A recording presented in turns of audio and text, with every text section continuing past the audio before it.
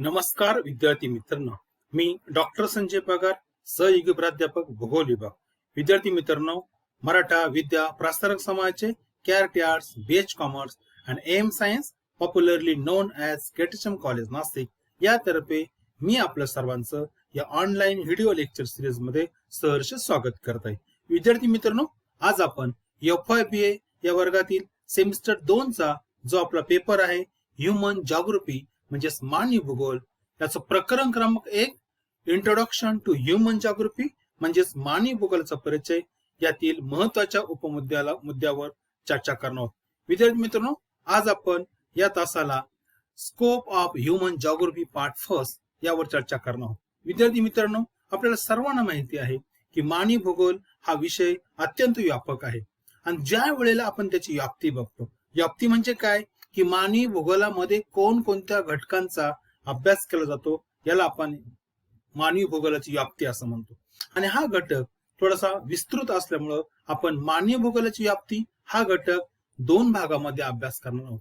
आजच्या तासाला आपण त्याचा पहिला भाग जो आहे मानवी भूगोलाची व्याप्ती याच्या पहिल्या भागावर चर्चा करणार आहोत. विद्यार्थी मित्रांनो, आपल्याला सर्वांना माहिती आहे की मानवी भूगोल हा अत्यंत व्यापक असा विषय आहे. ही एक भूगोलाची अत्यंत महत्वाची शाखा आहे की ज्यामध्ये विशेषतः मानव हा मानवी भूगोलाच्या अभ्यासाचा केंद्रबिंदू आहे. किंबहुदा मानवी भूगोल या नावातच त्या ठिकाणी सर्व येतं मानव आणि भूगोल, म्हणजे मानवाचा भौगोलिक दृष्टिकोनातून अभ्यास या विषयामध्ये केला जातो. त्यामुळं मानव हा या विषयाचा अभ्यासाचा मुख्य केंद्रबिंदू आहे. विद्यार्थी मित्रांनो, की मानवाच्या उत्क्रांतीपासून मानवाने आपला विकास करताना सभोवतालच्या पर्यावरणाशी सतत समायोजन केलं आहे, ऍडजस्टमेंट केली आहे आणि याच्यातून अनेक क्रिया प्रतिक्रिया घडत आलेल्या आहे. याचा अभ्यास या विषयामध्ये केला जातो.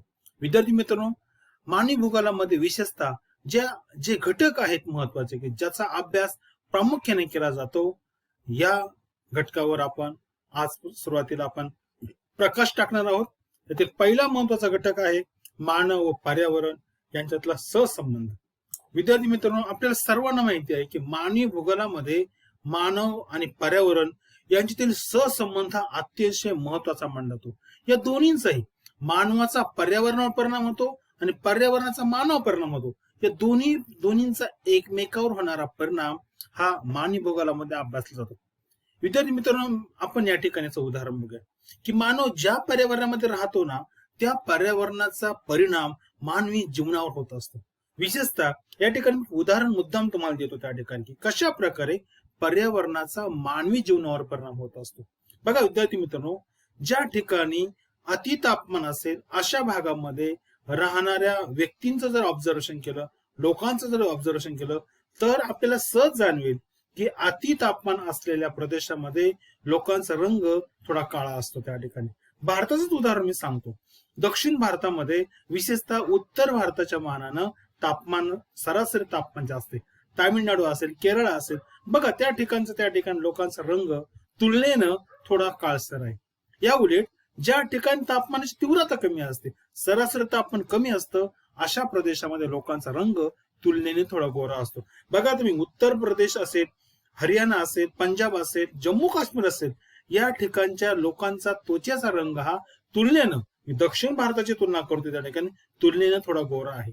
असंच जर आपण विचार केली तर श्रीलंकेमध्ये सुद्धा रंग तुलनेनं काळा आहे आणि त्या मानाने शीतकटिबंधामध्ये जे उत्तर युरोपीय भागामध्ये जे देश आहेत अशा ठिकाणी जी लोक आहेत त्यांचा रंग तुलनेने त्या ठिकाणी गोरा आहे. त्या ठिकाणी म्हणजे याचा अर्थ काय की लोकांच्या त्वचेवर, शारीरिक रचनेवर सुद्धा पर्यावरणाचा परिणाम होत असतो. आता ही आपण एक बाजू पाहिली. दुसरी बाजू अशी आहे की मानवाचा सुद्धा पर्यावरणावर विपरीत परिणाम होत असतो. विशेषतः मी तुम्हाला सांगेन की ज्या भागामध्ये मानवानं औद्योगिक विकास अधिक केलेला आहे अशा भागामध्ये बघा की ज्या ठिकाणी कारखानदारी विकसित झाली आहेत अशा ठिकाणी मानवानं केलेल्या या वेगवेगळ्या माध्यमातून मोठ्या प्रमाणामध्ये प्रदूषण वाढलं आहे आणि प्रदूषण वाढल्यामुळे काय झालं, त्या प्रदेशामध्ये मोठ्या प्रमाणामध्ये पर्यावरणाचं संतुलन त्या ठिकाणी ढासळत आहे. किंबहुदा अशा प्रकारचं जल प्रदूषण असेल, हवा प्रदूषण असेल, कचरा प्रदूषण असेल, ध्वनी प्रदूषण असेल, याची तीव्रता तुम्हाला या ठिकाणी आढळते.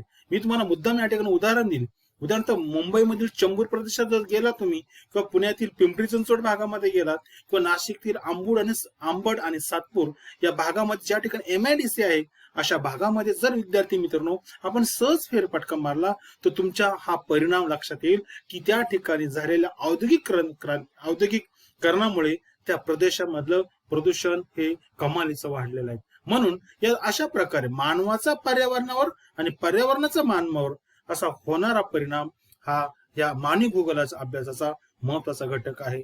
म्हणून या ठिकाणी पहिला घटक आपण या ठिकाणी बघितला. आता विद्यार्थी मित्रांनो, मी हे एक उदाहरण दिलं, असे कितीतरी उदाहरणं आहेत की त्या माध्यमातून आपल्याला मानव आणि पर्यावरण आणि मानव यांच्यातील सहसंबंध आपल्याला अभ्यासता येतो.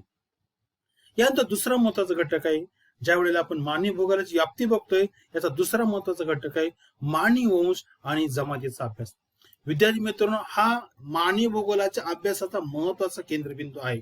कारण काय मी तुम्हाला सांगतो की ज्या वेळेला आपण मानवी विकासाचा अभ्यास करतो ना विद्यार्थी मित्रांनो, त्यामध्ये मानवी वंश आणि जमाती यांचा अभ्यास करणं अत्यंत महत्वाचं असतं. यातून आपल्याला मानवी समाजातील विविधता कळते त्या ठिकाणी, आणि या विविधतेमागे सर्वात महत्वाचं कारण भौगोलिक कारण आहे, भौगोलिक पार्श्वभूमी आहे. ती अभ्यासाचं काम या ठिकाणी मानवी भूगोलामध्ये केलं जातं. विद्यार्थी मित्रांनो, आपल्याला माहिती असेल वंश ही एक जीवशास्त्रीय कल्पना आहे. एका वंशाच्या लोकांमध्ये जे शारीरिक लक्षणामध्ये कमालीची त्या ठिकाणी समानता आढळते. जगामध्ये जे वेगवेगळ्या प्रकारचे वंश आहे, त्याच्यामध्ये कॉकेसाइड आहे, निग्रोइड आहे, मंगोलाइड आहे, किंवा इतर अनेक वंश आहेत. या प्रत्येक वंशाचा जर अभ्यास केला ना विद्यार्थी मित्र, की ते ज्या प्रदेशात राहतात त्या प्रदेशातील पर्यावरणाचा त्यावर परिणाम होतो. या प्रत्येक समाजामध्ये राहणाऱ्या प्रत्येक वंशाचं त्या ठिकाणी चाली, रीती, रूढी, परंपरा, अन्न, वस्त्र, त्यांचा हे सर्व गोष्टीमध्ये त्या ठिकाणी कमालता आहे. आणि यामागे विद्यार्थी मित्रांनो काही भौगोलिक कारण आहेत, पर्यावरण आहे त्या ठिकाणी. याचा अभ्यास या विषयामध्ये केला जातो. ज्याप्रमाणे वंशाच्या बाबतीत बोललो, तशाच प्रकारे ज्या भटक्या जमाती आहे किंवा इतर ज्या जमाती आहे यांचा सुद्धा अभ्यास मानवी भूगोलामध्ये अत्यंत महत्वाचा मानतो.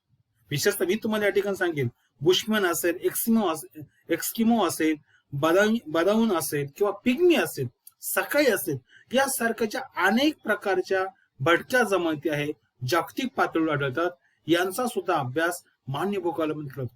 अभ्यास करायचं म्हणजे काय करायचं की त्या लोकांचे कशा प्रकारे शारीरिक त्यांचे वैशिष्ट्य काय आहे, त्या ठिकाणी त्यांचे जीवशास्त्रीय म्हणजे जीववंशीय कशा प्रकारचे लक्षण आहेत, त्यांच्या रीतिरिवाज कोणते आहेत, त्यांचे अन्न काय आहेत, वस्त्र कोणते घालतात, त्या ठिकाणी काय त्या निवाऱ्याची सोय कशी आहे, कोणत्या प्रकारचे व्यवसाय करतात, यासारखा अभ्यास या विषयामध्ये केला जातो.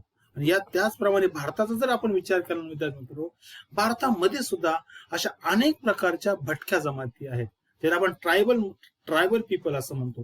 त्याचं भिल्ल लोक आहे, गोंड आहे, नागा आहेत, यासारख्या भटक्या जमाती भारतामध्ये विचित आहे. इव्हन महाराष्ट्रामध्ये सुद्धा तुम्ही धुळे वगैरे नंदुरबार या प्रदेशात गेला ना, तिथं सुद्धा तुम्हाला गोंड आणि भिल्ल जमातीचे लोक त्या ठिकाणी मिळतील. आणि यांचा सुद्धा अभ्यास या ठिकाणी मानवी भूगोलामध्ये केला जातो. आणि म्हणून भटक्या जमाती आणि विविध प्रकारचे वंश आहे, हा सुद्धा मानवी भूगोलाचा महत्वाचा अभ्यास आहे. या ठिकाणी मी परत एकदा सांगेल तुम्हाला की अभ्यास करायचं म्हणजे काय, की या लोकांची जीवनशैली त्या ठिकाणी अभ्यासाची, त्यांचे अन्न असेल, त्यांचं वस्त्र असेल, त्यांची निवाऱ्याची सोय असेल, त्यांच्या रूढी असेल, परंपरा असेल, सण असेल, उत्सव असेल, धार्मिक त्यांची अंधश्रद्धा असेल, रीतिरिवाज असेल, त्या प्रत्येकामागं त्या ठिकाणचं भौगोलिक पर्यावरण आहे, त्या ठिकाणचं प्राकृतिक पर्यावरण आहे. याचा अभ्यास मानवी भूगोलामध्ये अत्यंत महत्वाचा मानला जातो. यानंतर तिसरा महत्वाचा घटक आहे लोकसंख्या. विद्यार्थी मित्रांनो, मानवी भूगोलाची व्याप्ती मी तुम्हाला या पूर्वीच्या तासात सांगितलंय, आणि लोकसंख्या इतका महत्वाचा घटक आहे की याचा स्वतंत्रपणे अभ्यास करण्यासाठी लोकसंख्या भूगोल ही एक मानवी भूगोलाची उपशाखा तयार झाली आहे. पण मानवी भूगोलामध्ये हा घटक अत्यंत महत्वाचा मानला जातो. यामध्ये लोकसंख्येचा अभ्यास करायचा म्हणजे काय, कोणकोणते पैलू आहे, याच्यामध्ये सर्वात महत्वाचं म्हणजे लोकसंख्येची वाढ आहे, लोकसंख्येची घनता आहे, जागतिक लोकसंख्या वितरण आहे, जागतिक लोकांची त्या ठिकाणी रचना आहे, त्या ठिकाणी त्यांचं वैशिष्ट्य आहे, प्रमुख धर्म असेल, स्थलांतर सारखी प्रक्रिया असेल, लोकसंख्या विषयक शासनाचं धोरण असेल, या सर्वांचा अभ्यास केला जातो. आणि विद्यार्थी मित्रांनो, ज्या वेळेला आपण जागतिक लोकसंख्येचं वितरण अभ्यासतो ना, त्यावेळेला तुमच्या सहज लक्षात आलं असेल की जगामध्ये काही ठिकाणी अत्यंत दाट लोकसंख्या आढळते, काही ठिकाणी अत्यंत विरळ लोकसंख्या असते, तर काही ठिकाणी मध्यम स्वरूपाची लोकसंख्या असते. या प्रत्येकामागं काही भौगोलिक, काही सामाजिक, आर्थिक, राजकीय, ऐतिहासिक कारण आहेत. याचा सुद्धा अभ्यास या विषयामध्ये केला जातो विद्यार्थी मित्रांनो. पुन्हा हा एक अत्यंत महत्वाचा घटक आहे.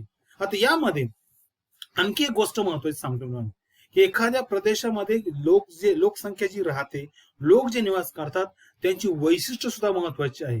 कारण आपल्याला माहिती आहे की प्रत्येक समाजातील किंवा प्रदेशाचा विकास हा त्या ठिकाणच्या लोकसंख्येच्या वैशिष्ट्यावर, त्यांचे गुणधर्म काय आहे, त्या लोकांचं स्किल काय आहे, एक साधन संपदा म्हणून त्या तेथील राहणाऱ्या लोकांचं वैशिष्ट्य काय आहे, यावर त्या प्रदेशाचा आर्थिक, सामाजिक व इतर विकास अवलंबून असतो. आणि म्हणून विद्यार्थी मित्रांनो, मी तुम्हाला सांगतो, जपान सारखा देश आहे, कॅनडा सारखा देश आहे, इंग्लंड असेल, अमेरिका असेल, यासारख्या प्रदेशामध्ये लोकसंख्या ही एक साधन संपदा मानली जाते. कारण त्यांचे वैशिष्ट्य जे आहे, त्यांची साक्षरता असेल, त्यांचं स्किल असेल, त्यांची वैज्ञानिक निष्ठा असेल, त्या ठिकाणी तांत्रिक नॉलेज असेल, हे सर्वांमध्ये कमाल. इव्हन त्यांचं देशप्रेम असेल, काम करण्याची त्यांची क्षमता असेल, उत्साह असेल, त्या ठिकाणी त्या लोकांची गुणधर्म असेल, हे सर्वपणे त्या प्रदेशाच्या विकासाला त्या ठिकाणी मदत करत असत. म्हणून लोकसंख्या एक साधन संपदा या दृष्टिकोनातून सुद्धा लोकसंख्येचा अभ्यास मानवी भूगोलामध्ये केला जातो. हे या ठिकाणी महत्वाचं आहे.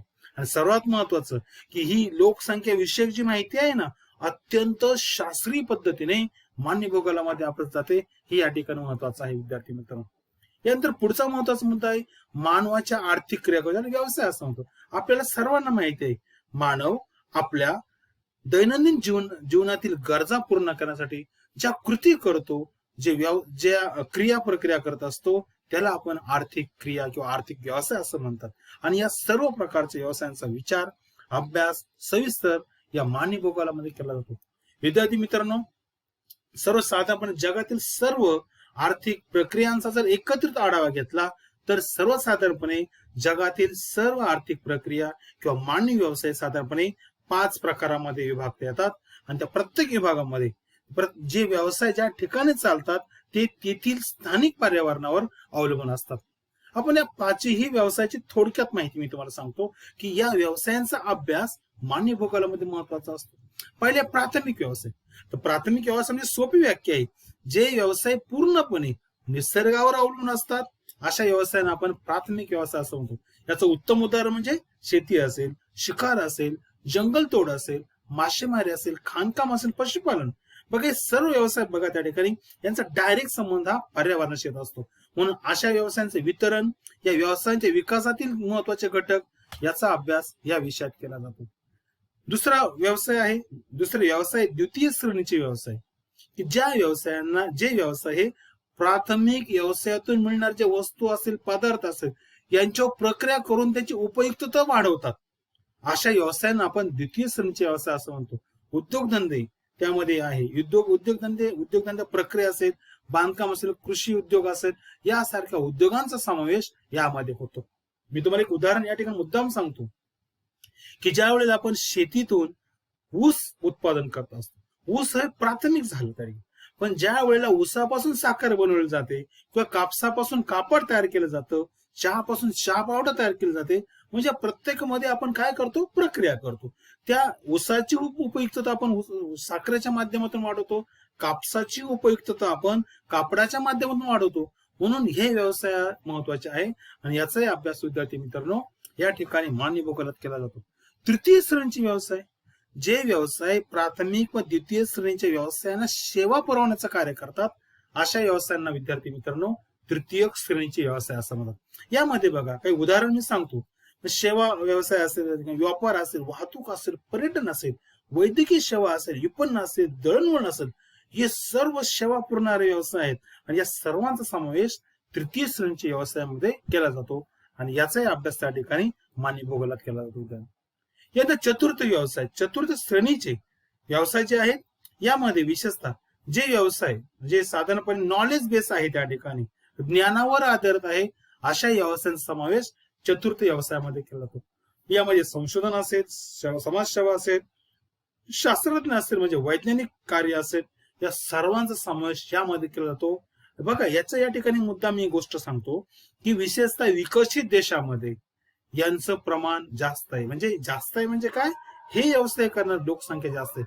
अमेरिका असेल, युरोपियन देश असेल किंवा ऑस्ट्रेलिया असेल, जापान असेल, चीन असेल, यासारख्या देशांमध्ये या व्यवसायात गुंतलेल्या लोकांचं प्रमाण जास्त आहे. याचा अभ्यास याच्यात केला जातो. आणि शेवटच्या श्रेणीचा व्यवसाय पंचम व्यवसाय.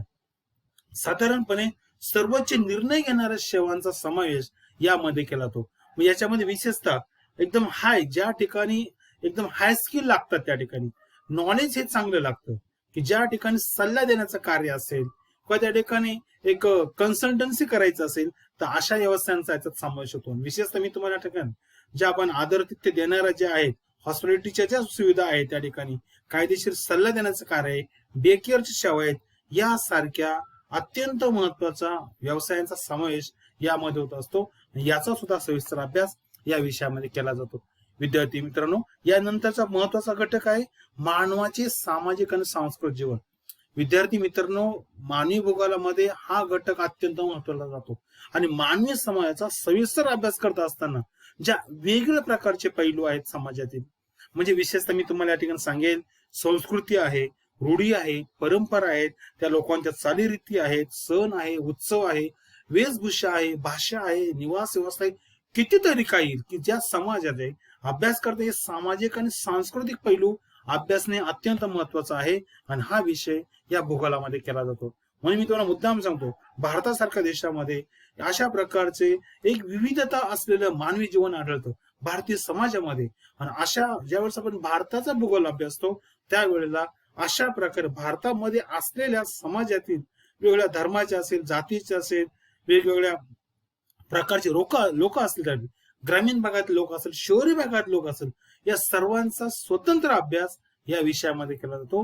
म्हणून हा एक अत्यंत महत्वाचा मुद्दा या विषयाचा आहे. यानंतर विद्यार्थी मित्रांनो, या सर्व म्हणजे रूढी असेल, परंपरा असेल, चालीरीती असेल, या लोकांचं जीवन आहे. याच्यामध्ये एक महत्वाचं लक्ष तुम्हाला ऑब्झर्वेशन मी तुम्हाला सांगतो, की ते ज्या प्रदेशात राहतात त्या प्रदेशातील पर्यावरणाचा परिणाम हा त्यांच्या जीवनामध्ये प्रतिबिंबित होत असतो, जीवनावर त्याचा परिणाम होत असतो. किंबहुदा त्यांच्या चालण्या बोलण्यातून रीतिरिवाजामधून हा पर्यावरणाचा सहभाग सहज तुमच्या लक्षात येईल. हा अभ्यास या विषयामध्ये केला जातो. यानंतर पुढचा महत्वाचा मुद्दा आहे मानवी वसाहत. विद्यार्थी मित्रांनो, मी तुम्हाला सांगितलं आहे की मानवाच्या प्रमुख व्यवसाय गरजा आहेत, त्यामध्ये निवारा ही एक महत्वाची गरज आहे. आणि निवारा करण्यासाठी घरांची त्या ठिकाणी गरज असते. आणि घर ज्या वेळेला अनेक ठिकाणी घरांचा समूह राहतो त्यातून मानवी वसाहत तयार होत असते. म्हणजे अश्मयुगीन काळामध्ये सुद्धा माणूस आपल्या निवाऱ्यासाठी गुहेचा वापर करत होता. नंतरच्या काळामध्ये ती निवारा व्यवस्था बदलत गेली. कालांतराने कच्च्या झोपड्या आल्या, नंतर थोडीशी पक्की घर आली आणि आता तर तुम्हाला सांगतो की आलिशान बंगले त्या ठिकाणी तयार झालेले आहेत. आलिशान बंगल्यामध्ये लोक राहतात. म्हणून ही जी वसाहतीमध्ये जी उत्क्रांती झाली, वसाहतीमध्ये जो विकास झाला, हा सुद्धा मानवी भूगोलाच्या अभ्यासाचा प्रमुख घटक मानला जातो. म्हणजे मी तुम्हाला या ठिकाणी सुरुवातीला सांगतो की वाड्यावर राहणारे लोक, पाड्यावर राहणारे लोक, गाव असेल, खेडा असेल, शहर असेल, नगर असेल, महानगर असेल, म्हणजे अशा प्रकारे त्याची व्याप्ती वाढत गेली. या सर्वांचा अभ्यास विद्यार्थी मित्रांनो या विषयामध्ये केला जातो. हे एक महत्वाचं आहे. यानंतर आणखी एक गोष्ट मी सांगतो की काळात जसजसा मानवाचा विकास झाला ना विद्यार्थी मित्रांनो, तसं या वसाहतीचं प्रारूप आणि स्वरूप या दोघांमध्ये कमालीचा बदल झाला. वसाहतीचं कार्य त्या ठिकाणी बदलले गेले, ज्याला फंक्शन ऑफ सेटलमेंट म्हणतो. वसाहतीचे प्रकार त्या ठिकाणी बदलले, वसाहतीचे प्रारूप त्या ठिकाणी बदलले, पॅटर्न बदलले त्या ठिकाणी. म्हणजे या ठिकाणी तुम्हाला माहिती आहे, सर्वात साधारणपणे वसाहतीचे दोन प्रकार पडतात, एक ग्रामीण वसाहत आणि शहरी वसाहत. त्याचप्रमाणे ग्रामीण वसाहतीचे परत काही त्या ठिकाणी प्रकार पडतात. मग त्याच्यामध्ये विखुरलेल्या वस्त्या असेल, सघन किंवा केंद्रित झालेल्या वस्त्या असेल, संमिश्र वस्त्या असेल त्या ठिकाणी, किंवा अनेक अशा वस्त्या आहेत. किंवा आपण प्रारूपाबद्दल बोललो, म्हणजे वसाहती ज्या प्रदेशामध्ये केंद्रित होतात त्या ठिकाणी त्या सेटल होतात, अशा ठिकाणी सुद्धा त्यांचं एक आपल्याला प्रारूप दिसतं. मग चौकोनाकृती वसाहती असेल, केंद्र म्हणजे गोलाकृती असेल त्या ठिकाणी, चौकोन असेल, त्रिकोण असेल, लंबकार असेल त्या ठिकाणी, आयताकृती असेल, अशा काही ठिकाणी आकारहीन सुद्धा वस्ती असतात. या सर्वांचा अभ्यास विद्यार्थी मित्रांनो या विषयात केला जातो त्या ठिकाणी. आणि सर्वात महत्वाचं की हा अभ्यास करत असताना त्याच्यामध्ये जसा वसाहतीच्या कार्यामध्ये, स्वरूपामध्ये, प्रकारामध्ये जसा बदल होईल तसा या अभ्यासामध्ये व्यापकता वाढत आहे आणि यामुळं या विषयाचे अभ्यासाची व्याप्ती ही वाढत आहे. यानंतर शेवटचा मुद्दा मी या ठिकाणी सांगतो या भागाचा, तो म्हणजे इतर घटक. हे जे प्रमुख 6 घटक सांगितले याच्या व्यतिरिक्त असे अनेक महत्वाचे घटक आहेत की त्याला सुद्धा स्पर्श या मानवी भूगोलाच्या अभ्यासात केला जातो. या ठिकाणी काही गोष्टी मुद्दा मी तुम्हाला सांगतो. उदाहरणार्थ, एखाद्या प्रदेशामध्ये शासन व्यवस्था कशी आहे, सरकार कोणत्या प्रकारचं आहे, म्हणजे दोन जवळजवळच्या वसाहती जे आहेत ना, त्या वसाहतींमध्ये असलेले संबंध कशा प्रकारे आहे.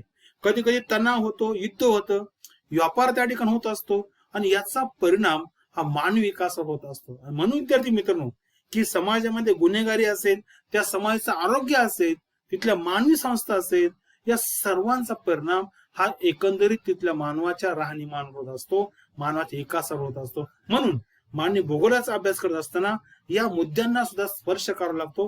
म्हणून हेही मुद्दे मानवी भूगोलामध्ये अभ्यासले जातात विद्यार्थी मित्रांनो. आणि जेव्हा मानवाचं आरोग्य चांगलं असेल, समाजाचं आरोग्य चांगलं असेल, तरच विद्यार्थी मित्रांनो त्या ठिकाणच्या समाजाचा विकास होतो. म्हणून मानवी भूगोलाचा अभ्यास करत असताना सामाजिक आरोग्य सुद्धा महत्वाचं आहे, वैयक्तिक आरोग्य महत्वाचं आहे, याचा अभ्यास विषयात केला जातो. विद्यार्थी मित्रांनो, आज आपण या तासाला मानवी भूगोलाची व्याप्ती जी आहे ही या ठिकाणी बघितली. यामध्ये विशेषतः आपण 7 प्रमुख घटकांचा अभ्यास केला. यानंतर पुढच्या तासाला आपण मानवी भूगोलाची व्याप्ती भाग क्रमांक 2 मध्ये आपण की वेगवेगळ्या तज्ञांनी, मानवी भूगोलकारांनी किंवा भूगोल इतर जे अभ्यासक आहे यांनी मानवी भूगोलाच्या व्याप्तीमध्ये कोणकोणते घटक असावे, कोणकोणत्या घटकांचा अभ्यास केला जातो, या संदर्भामध्ये आपलं वैयक्तिक मत मांडलं. म्हणून आपण पुढच्या तासाला या वेगवेगळ्या भूगोल तज्ञांनी मानवी भूगोलाच्या व्याप्तीबद्दल जे त्यांचा अभिप्राय दिला, जे त्यांचं मत मांडलं, यावर आपण नजर पुढच्या तासात टाकणार आहोत. तोपर्यंत मी थांबतोय. धन्यवाद.